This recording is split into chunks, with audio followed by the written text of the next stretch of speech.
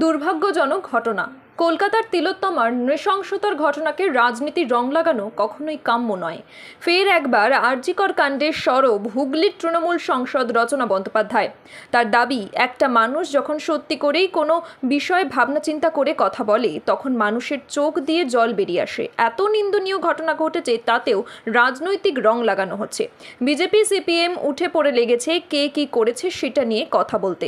রচনা বলেন, সত্যিকার সেই বিষয় ভাবে এবং চিন্তা করে এবং সেই জিনিসটা চিন্তা ভাবনা করে যখন একটা কথা বলে তখন তার মানুষের চোখ দিয়ে জল বেরিয়ে আসে। আর এর সব থেকে বড় কথা যে এরকম একটা দুর্ভাগ্যজনক ঘটনা ঘটেছে, এত নিন্দনীয় একটি ঘটনা ঘটেছে, সেটাকে নিয়ে রাজনীতির রং, সেটা সব থেকে অন্যায় জিনিস যেটা ঘটে চলেছে। সেটার মধ্যে বিজেপি সিপিএম সবাই উঠে পড়ে লেগেছে কোমরে দড়ি বেঁধে, যে কে কী করছে সেই দিকে আগে নজর দিচ্ছে। তা না, সেটা না করে যদি আমরা সুবিচারের পেছনে দৌড়াই তাহলে খুব ভালো হবে।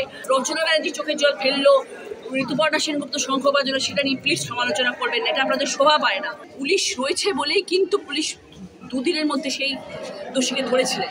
যে পুলিশের ওপর 100% আস্থা। আপনারা দেখছেন ইউএন লাইভ, বাংলা খবরের শেষ কথা।